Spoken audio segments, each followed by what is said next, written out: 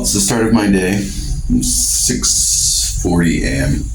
I'm going to go run for the bus. But I looked out the window today and I saw something really interesting. It is foggy. Okay, maybe it's not that interesting, but it's always fun when you wake up and you see fog, which is pretty funny because this is Canada. I live near Toronto, and this is early February. This is supposed to be our coldest time of year, but instead we've been having more rain than snow, which is uncharacteristic. So I don't know. Anyways, as I walk toward the bus, I want to talk about something exciting. A DevBlog dropped. This is the first, I think, real DevBlog since beta launch. So that's exciting. Shampoo, again, I hope I'm saying your name right, Shampoo. He talked about lots of future things in the game. When I say future things, I mean in the next 3 or 4 months, which is always exciting for short term. And we'll be going through that today. We'll be going through his notes. We'll be going through what he's saying he's going to do in the game. He's going to be talking through how it's been over this development period. And it's great because lots of us have been asking, what are the priorities in closed beta? What are the first things to come out? And well, we're going to find out. Okay, so for those of you that don't know, a really easy place to find the DevBlog is on the announcement channel of the Walkscape Discord. So I'm going to go through that now. I'm going to go through the portal. Yeah, I'll trust. Okay.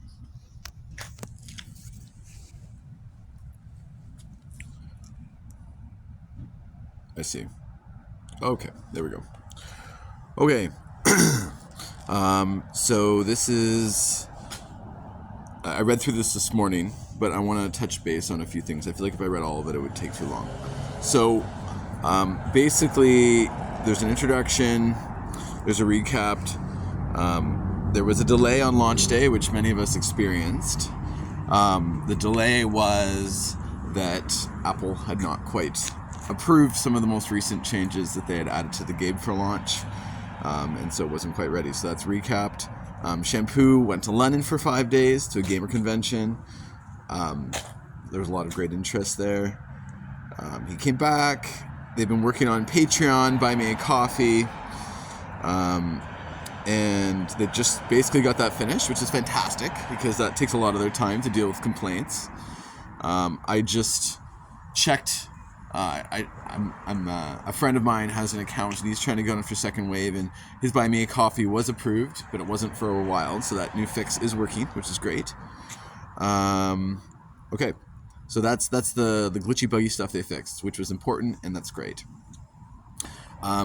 They're giving a new release date for Wave 2, and that's about 2 weeks from now, which is perfectly reasonable considering everything that's happened with Shampoo getting sick and all the really great promotional stuff he's been doing. That's actually really good. They're talking about more bugs they're going to fix. They're talking about, and here it talks about like fixing some of the items that are mislabeled for different parts of the body. Save steps is going to be increased. That's really good.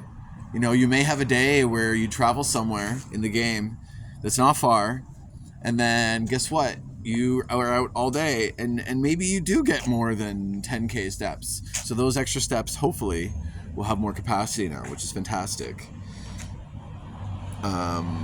And consumables. I was talking to Flower Sifter in Discord, and my understanding is the first consumables that they're looking to implement are going to be XP boosts.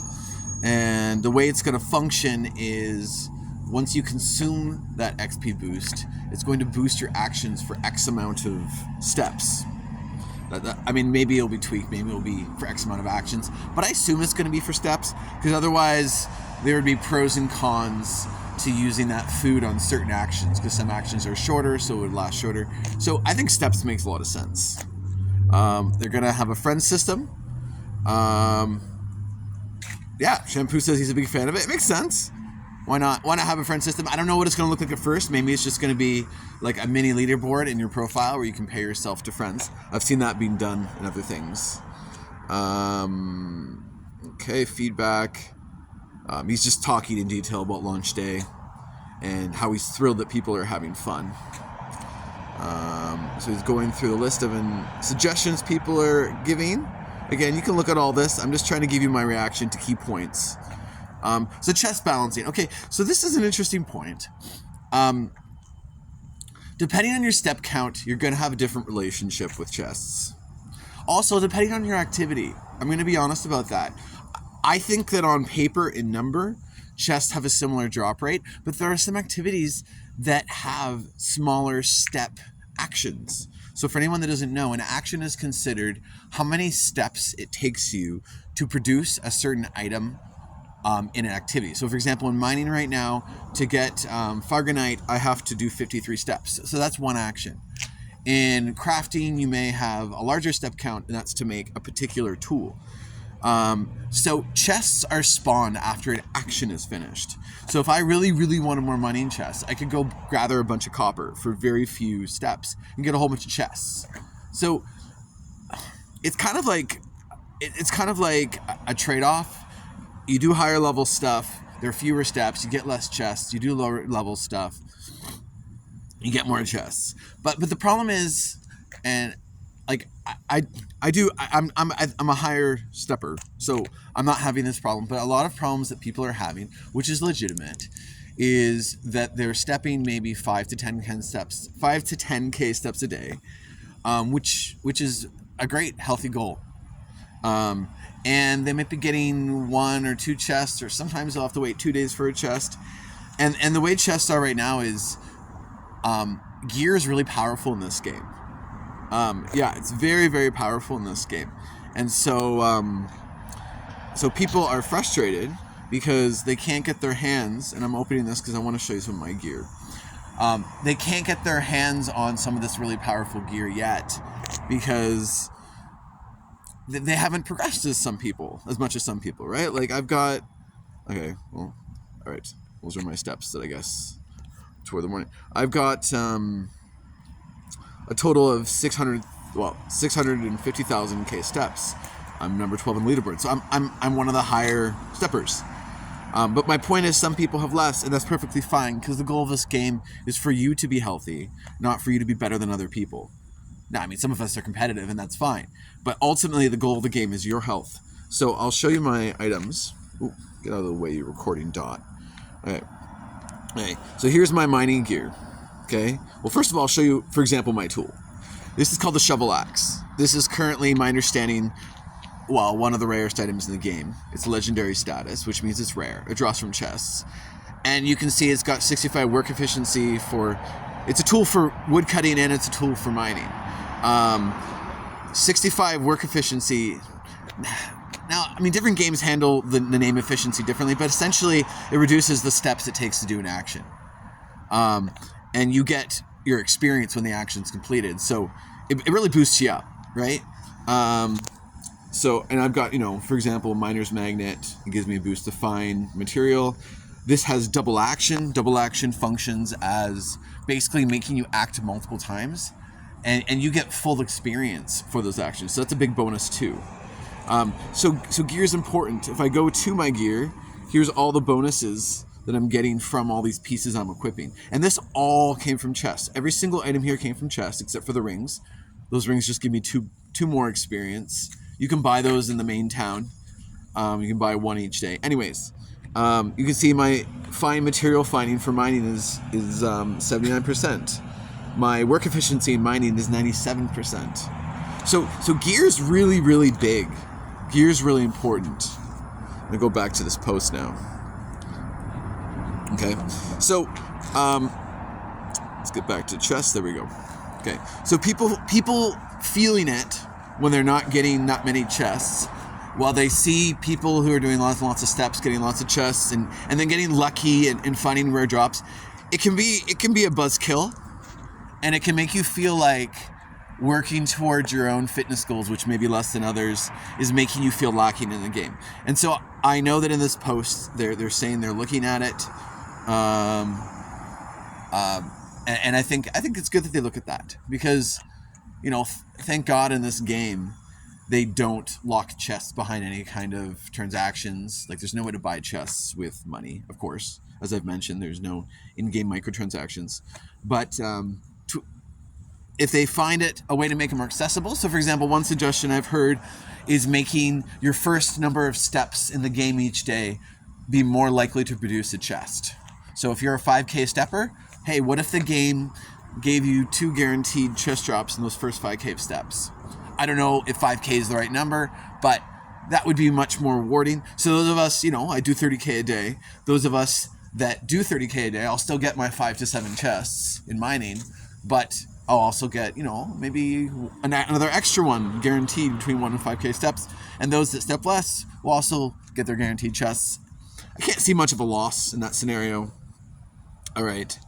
Another thing they're tweaking is GDTE. So that's the second basically part of the game. In order to get there, you have to have 4,500 gold. You buy a pass, and then you can just go into it. At the moment, GDTE has mostly just woodcutting places. That's where you need the logs to make steel and onward tools. I believe they're maple. Yeah, it's maple. Is how you make. You need maple. You make planks. And you make steel. So, they're saying that they're going to add stuff to it. Great, add more content. That's amazing. Quality of life. It's talking about gear. He's talking about how people in Wave 1 really enjoyed the game. Here's a shout out to me for my video yesterday. My first one that was long-winded.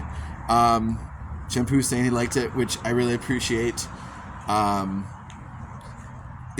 I honestly just want to make content that helps people enjoy the game and that will help people find the game, because I've finally found a fantastic, deep MMO fitness game that does not lend itself to microtransactions or cheating, and that just means that it has long-term playability. And so whatever you invest into the game now, I know they're going to do a wipe before open beta, but which I don't mind, because it's kind of like almost playing a seasoned version of the game.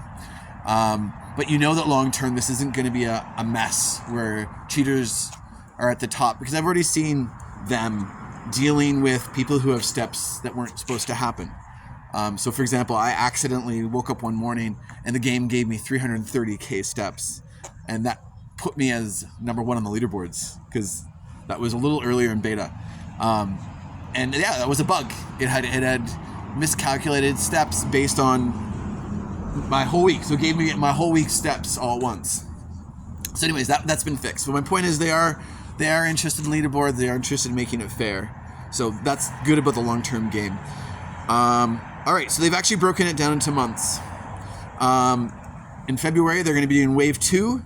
They're going to be adding minor content, introducing a friend system, including consumables. Consumables will be a very big deal, because it means that your economy... Well, again, once they add market with consumables, it means your economy is going to be able to... your gold is going to be able to boost your other skills through consumables, which is great. March is going to be a new feature and new content. We don't know what that is yet, but it's amazing. And consumables, it says, are coming in March. And achievements. April is going to be second minor update. Don't know what that is. And there's going to be Wave 3, which my understanding is if you support now, you're getting in on Wave 2. So if you want to, do that. And then May, June, with the first major update, will include a significant new feature aiming to improve the game's longevity. I don't know. When I first read that, I guessed that it would be the market, trading between players, but I'm not sure how that would aim at longevity. I mean, of course, player trading is longevity, but I'm not sure about that. All right, I'm gonna wrap this up because I see that this video is already 12 minutes. I don't want to ramble too much. Okay, Shampoo went to a convention in London. The long and short of it is that he talked to lots of people. There's so much interest in the game. People are offering him investment in the game. He's mentioned in the past that he hasn't wanted to accept it because he doesn't want to corrupt the game. Not that it's corrupt to have investors, but once you have investors, you have accountability to make your game profitable. And it's very, very hard to make the best game when you also have to please financial investors, when there are really, really tempting tactics to make people spend lots of money. And so I appreciate his patience and his attitude. So yes, so we'll be talking more about London. So yeah, he says that's all. Hope you enjoyed development. And as I mentioned, we're back to 2 week schedule. Good. So they're gonna do these posts every 2 weeks. That's fantastic. Yeah. So I'm. Yeah. Anyways, this is my covering of the dev notes, and I continue to be excited, and being able to actually see the priorities they're working on is fantastic. And I look forward to more dev blogs, and I'll talk to you guys later.